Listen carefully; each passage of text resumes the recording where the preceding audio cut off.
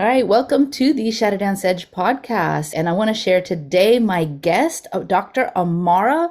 She is a celebrated international speaker, author, and teacher. And her goal, I love this, her goal is to bring hope to the masses and completely change the face of medicine and teach us all to look to our animals for the answers. Welcome, Amara. And Oh, thank you so much. I'm happy to be here. I'm just thrilled. that's so awesome. And normally I'll jump right into questioning, but I'm just so curious. I want to hear more about how animals can help us. I think that's so unique. Yeah, it's a very interesting perspective. But as a homeopath for over 24 years now, and I specialize in urgent medicine, and really in the last 7 years, more household is what I like to call it, family dynamic. But really, it's a household. It could be tribe, could be distant relatives or friends that are living with the family. But in that household unit is the more immediate quantum field.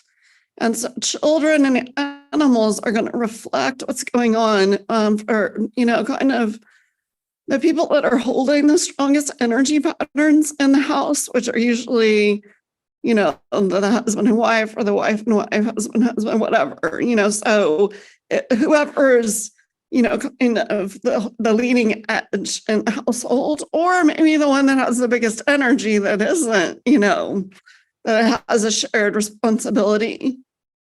But the animals are going to choose to reflect that. So, and this is just their contract. It's their birthright because they, especially dogs, but cats will as well. And then dogs are really service animals, which are here as the teachers of unconditional love. And so in that service, they are going to show us what our stuff is. And this is reflected in the manifestation of different symptom patterns or disease conditions. I mean, most veterinarians actually talk about this as at conferences behind the scenes. They'll be like, yeah, it was so interesting. I had this dog that had liver cancer, and the woman had liver cancer too. Or this dog had a brain tumor and the woman was going, just to have radiation treatment for her brain tumor. It was just so bizarre. So my argument is, why aren't we looking to them for our own preventative medicine? So this is what I want to do to help change the face of medicine, because instead of running around to doctor shop, we need to be looking at what's going on with our animals. Wow. And energetically, you can see, and I've been able to treat the heads of households and have the effect actually manifested in the animal immediately. And I did that with my own. I'll give you just a quick example. So when I was having marital tension many years ago, I recognized that I had 2 young kittens and they kept getting recurrent diarrhea. And these were animals, I've been around the block a long time at that point. And so they, hadn't had any vaccines. They were raised on raw food. There wasn't any toxins in their system. I'd already detoxed them. They were young kittens. I was like, what the frick is going on? Then I recognized it was when I was having tension with my now ex. And it was quite visible. And so I treated I kept treating them, and the diarrhea would go away immediately, like the very next poop. With homeopathy, if you don't know about homeopathy, it is the fastest symptom relief that you can possibly get. And then I'm like, oh, so maybe it's me, it's my field. And I remedy and the diarrhea went away. And that's, we're talking over 18 years now. Yeah. So, Well, let's fast forward to most recently, and I know you and I have had a conversation around this, and I'd like to know, like, what is alive for you right now inside of moving forward after past your divorce and things like that. I know you come up against some challenges, but you really pulled it together and made it through, and I'd like to hear a little bit more about that. Yeah, so right now I'm in a very, very exciting time of mastery, and I've called it forward because I wanted to dramatically change my lifestyle. So I was living in a large home, and my daughter just graduated from high school. She decided she wanted to move out. And, before the pandemic, I was really primarily working from home, and I had an office there. And, so I just took a lot of inventory and I wanted to use this time to have a grand adventure. And what I see is the kind of the biggest failing of society and the patriarchal influence is that we've come under the illusion that we need to do this all separate. So, I'm not necessarily, because there's so many bad connotations of utopian societies, but, really the bottom line is I want to create a mastermind community that is here to actually go through the trenches of living in community and document it, do a docuseries so that it can sprout up in all the places and we can kind of figure out the ins and outs with the grand vision of solving all of the world's issues. Mastering communication, highlighting all of everybody's gifts and talents. Obviously, some people like to cook, some people like to garden, some people like to cut hair, some people like to give a massage, so that we're really like sharing in a community where we can grow and flourish. And come from our strengths. I love that. Our strengths, but also, becoming self-sustaining, going through the process of learning different things on our own and having it, really be that vision of working through what are the issues that can lead to a windfall, right? So some kind of, not having a family or community, addiction, recovery, those kinds of things. That's not what I want to highlight. I want to highlight people that have already been through that can help other people. Like a mentorship program, kind of. Yeah. Well, and, people that know how to help people in transition. Because really, that's been my specialty through health issues as a homeopath and, foremost in nutrition as well. I treat animals and people, but it's also, all the different aspects. So the communication and the relationship development and, how do we create bonds that really our hearts centered through that connection and not, and through collaboration and synergy, really tapping into synergy rather than the illusion of competition. Well, you have an amazingly grand vision, but I can't imagine that it's that easy to just snap your fingers and achieve it right away. You have to take small steps toward the vision. Can you share with maybe one of the major steps you took and any challenges you might have been facing along the way and how you actually got through those challenges? Yeah, so I learned firsthand about my own physical fortitude that I honestly had no idea that I could endure what I've just endured.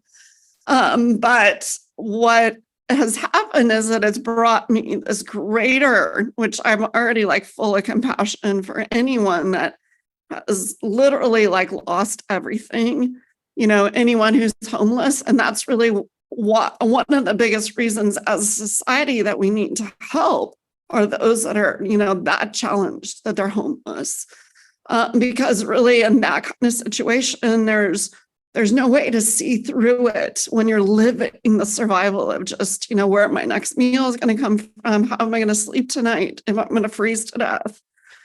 So those kind of levels of compassion. So what I did was I put all my stuff in storage and decided, I was like, well, I want to try out either an RV or a trailer and go back and forth and figure out, how I want to live. so that when I do create, there's a particular location that I'm looking at in the future. When we do land there, I want to be able to be kind of self-sufficient already, so that I've already been through the trenches and can help other people. And so, and I wanted to have the freedom of travel. I didn't know if I'd like an RV or a trailer better. My son just moved to Colorado, so I was excited about going to visit him and taking all his stuff. So I did all this, and I had 6 animals. This is no joke. This will probably be a screenplay at some point, and maybe you can help me write it, because it's quite hilarious in hindsight. So I have contract work too. So I had a 5-day period actually, where I was going to be moving out of my house. And then I had this 5 days where I wanted to bring my son's stuff, because I had been in integrity to promise him I was going to bring his stuff to him. And then come back and, do my settling into this new life.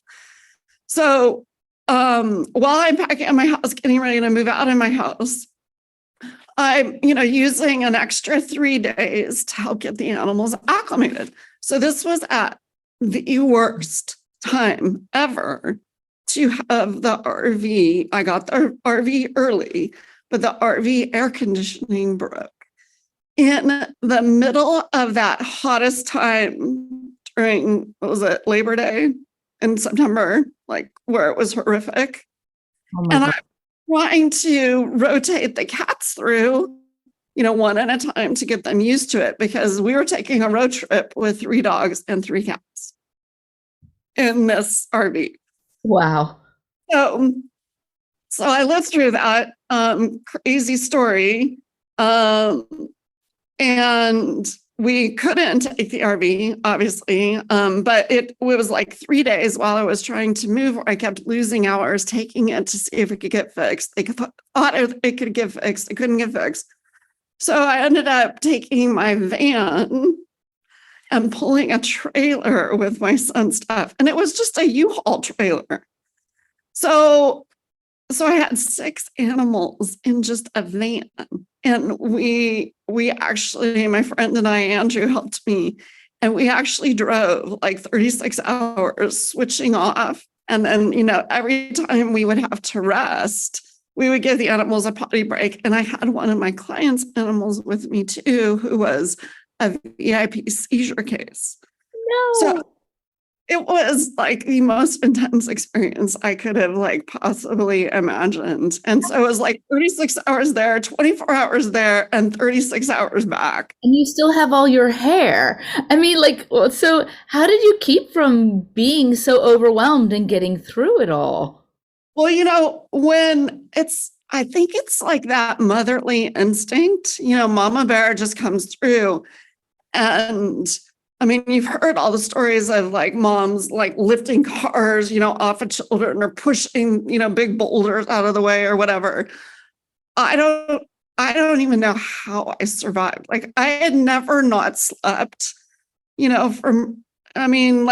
most, I would say 3 or 4 hours a night, but this was I was up for 48 hours, and I'm not spring chicken anymore. I didn't think I could do that. Normally I'm just really, really irritable if I don't get at least a good night's sleep. So to do it that long, I did sleep really well the one night we were there, but then when we came back, it was literally I drove most of the way, and we would take turns, but we drove as much as we could, because every time we stopped, it was a rotation with all the animals. It was a 2-hour stop, when we would stop for gas. So it was a, slow process with all that. So, but, when you recognize what is humanly possible when you're put to the test. And that's what I say, is that we're so resilient, and we don't give ourselves that credit. And we can really do anything that we put our mind to. And if we have our heart and intention behind it, so living to my integrity of like, I'm going to be there because I told my son I was going to get him his stuff.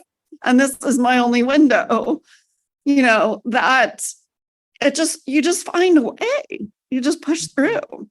And you had a little bit of support too. So I bet it was nice not to have to do it completely. Yeah. I mean, of course, you don't know what you can do, but it would have been even worse without support. Andrew was amazing. So he's my visionary buddy. So at this time, I'd love to take any questions we have from our studio audience today. I mean, I don't have specific questions. I'm more eager to discover what you do create. It seems like it would fulfill a great need. Yeah. I hope that everything is starting to align with getting people on fire about it. So this is the first time that I've publicly announced that that's something that is brewing. It's been in my visionary mindset for probably 24 years, but really actively working with Andrew and discussing and meeting people and making connections with the veteran community and the homeless community for the last 2 or 3 years, it's become more and more prevalent. Fantastic. Okay, one final question to ask you. Inside of what you're creating, your grand vision, the big one of when you're buying whatever 180 acres or whatever it was, I remember you saying, if you were to somehow have a quantum leap and have that goal be reached next week, is there an organization, a person, somebody you could reach out to if you knew you couldn't fail in approaching them and asking them for what you want? Who would you like to connect with in the world? So I guess part of my vision is really not to own the property, but to have it be part of interfaith. I want Interfaith? Interfaith. Okay. So basically all religions and spiritual beliefs to be honored in a way where we're bringing together, spiritual community to get through and learning holistic ways, honoring the land, growing things ourselves. So, and doing that in a way that has the great connection for all beliefs and all faiths. So really, I mean, like the highest level of interfaith, whoever I could talk to so that we can get the things lined up to get the donations, rolling in, because I know there's tons of investors that would jump at this opportunity. Absolutely. And a lot of people in the interfaith community.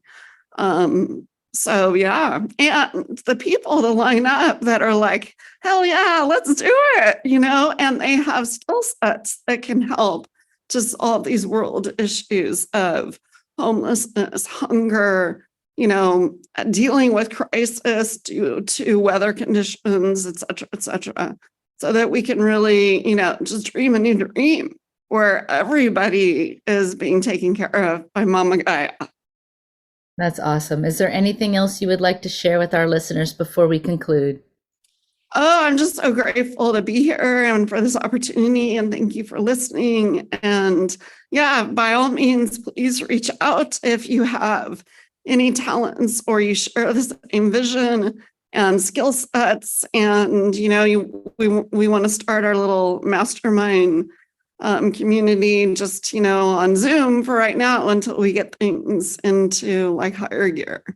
That's fantastic. Thank you so much for being with us today, Dr. AMara. I really appreciate you.